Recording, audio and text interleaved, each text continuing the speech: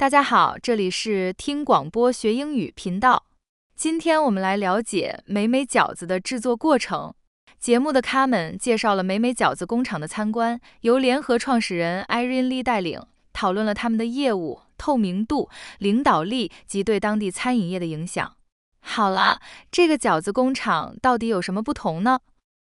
Today's episode is from our trip to Mei Mei Dumpling Factory and Cafe, which opened last year. We met up with co-founder and James Beard Award-winning chef Irene Lee to get a tour of the facility and a lesson on how to make delicious dumplings. And after the episode, make sure you check out Mei Mei's Dumpling Dish Loyalty campaign while you still can. It's an effort that runs during AANHPI Heritage Month, geared towards supporting local Asian American, Native Hawaiian, and Pacific Islander-owned restaurants. You can find more information at meimeidumplings.com/blog. All right, so now we are in the back prep kitchen. This is where most of our storage is, as well as our employee area and our office. What I love about it is because of all the windows, you can see all the way into the dining room and also all the way back into the office area. So even though it's a really long space, we're able to kind of feel like we're all close to each other. Right, and that makes sense because one of the things you're known for is your transparency. Yes, exactly. So we want people to be able to see everything, to understand, warts and all kind of what happens in food. For us, I think it's really helped us build a following of very loyal guests who really feel like they know us, they know my family, they know our team, and they know about the food that we're producing for them. Right on. I appreciate that. Because when I go to a place, I don't want to see how the food is prepared because I don't want to see something that's going to turn me off. Totally. But the fact that you're just confident and like, no, please, look, that means I can trust you and enjoy the show. Definitely. And, it also kind of goes back to our food truck roots, which is how we started in 2012. The food truck has a big open window, and usually the back doors are open too. So there's not a lot of space to hide. But that also creates such a great dynamic between guests and workers that anybody can kind of interact and engage with each other. And it's not just a server to the guest and then everyone else is outside of that. It's the first time Mei Mei has had a physical home open for business since the pandemic, and the space is pretty dope. The dining area is spacious with bright-colored chairs, and on one wall there's a huge mural that shows the life cycle of a dumpling from farm to table. And then there's an indoor window toward the back of the dining area that gives visitors a look into how Mei Mei's team prepares the dumplings with the help of a machine that Irene says can produce 10,000 in an hour. It's an interesting move, letting diners see how the sausage, or in this case, the dumplings, are made. But this kind of thinking is what helped her win a 2022 James Beard Leadership Award. But I have a question that has been burning in my mind all morning. Tell me about the James Beard bump. Yeah. So I was very honored to receive a leadership award from the James Beard Foundation last year.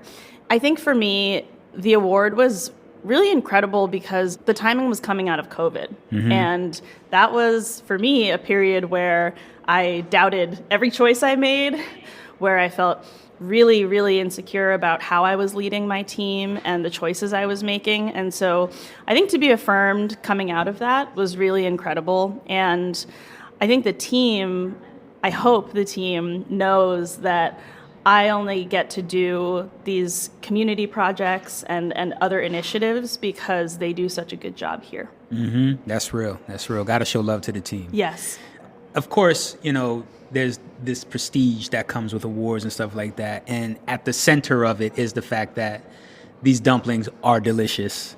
But also the story of Mei Mei is one of transformation and a hell of a COVID pivot. Yeah. But it feels like that's happening in Boston. Like you're a prime example of that. But do you feel like this is a time of change for Boston? Yes. Okay. I do, for sure. I think that as far as restaurants go, a lot of people tapped out during COVID. You know, maybe they were thinking about it before, they were close to retirement. When COVID happened, they said, we're all set.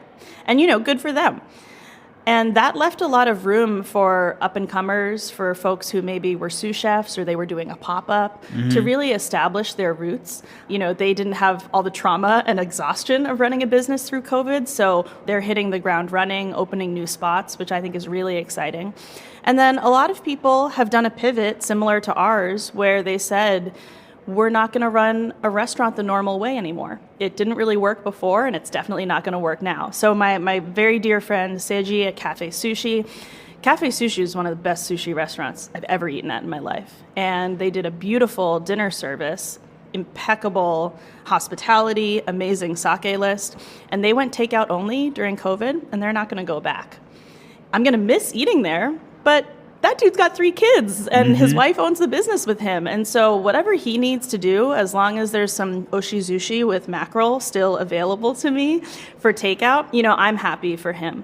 Tell me about your relationship with other restaurants in the city. I assume you all talk and collaborate with each other from time to time. Yeah, Boston is a small town, for better and for worse. And I think that, you know, we've been incredibly fortunate to receive support and love from pretty much every restaurant in Boston. I'm really rooting for the whole industry. To me, it's not about competition. It's about having educated guests who spend their money intentionally. And if we can have that, we can have as many restaurants as we want. So for me, I think it's pushing the conversation forward. What are we about to get into? So these are the sort of stuffed dumplings. They're kind of elongated half circles. And what we're going to do is just put our finishing touch on them so that they have cute little dumpling shapes. So if you want to pick one up. Okay. And I'm thinking we can play around with creating some pleats. Basically, you can take this outer edge and let's make some little folds in it. Okay. Yeah. All right, my pleats are hurting. My pleats are falling apart here. That's okay. Okay. You know, we always say all dumplings are beautiful and it's what's on the inside that counts. That's so, right. A lot of life lessons in dumpling making. Okay, I think. How cute! I love it. It's like a little bag. Yeah. All right, so let's put that down and then we can cook some of these and we'll have ourselves a little snack. Sweet. So All we got right. the hot plate over here.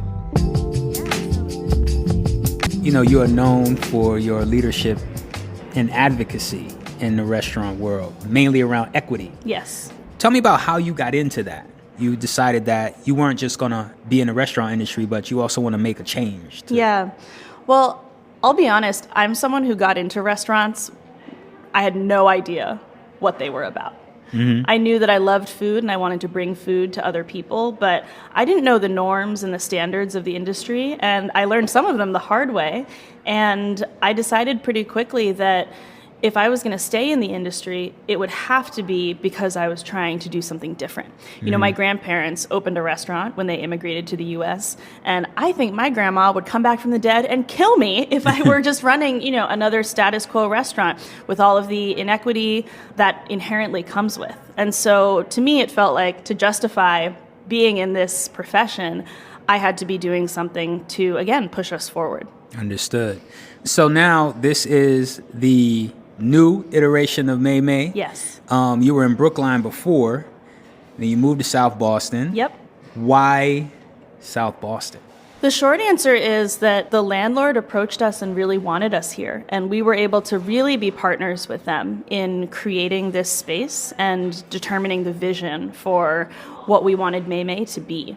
Not everyone is lucky to have an amazing landlord, and so that to us was very attractive. We're actually still fighting with our old landlord about how much money she wants for the space that we've now vacated and handed over to someone else. So it is incredible to have so much support from day zero from a landlord. And then the other thing about Boston is we've been in this city for a long time. We actually were right on the Boston-Brookline line on the Boston side at the old location. And we have gotten so much support from city government, from advocates who work in the city of Boston. We thought we were going to have to move to the suburbs. So getting the opportunity to stay was really incredible. The other cool thing about this neighborhood is that it has a manufacturing history. This used to be a factory that produced, I think, electrical parts for like cars and planes. And so a lot of the businesses on this block, they're actually making food and beverage here.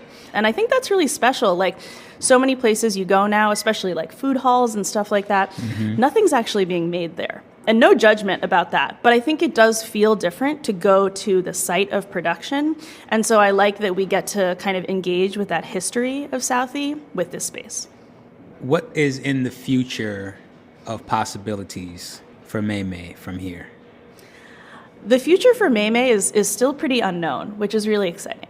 My business partners, Annie and Alyssa, are the brains behind this evolution, and I am really excited to support whatever they want to do. I think that it will absolutely involve supporting other chefs and food entrepreneurs.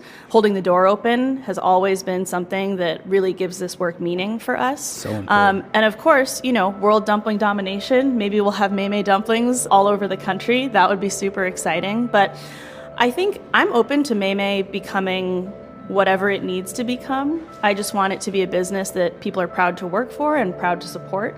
And as long as we're doing that, this can be anything. Word up. Well, Irene, thank you so much. You now have a new evangelist. Thank you. You know, I'm going to let people know about Mei Mei dumplings. They're the real deal. Thank you so much, Daryl. Yeah, thank you. That's co-founder of Mei Mei, Irene Lee.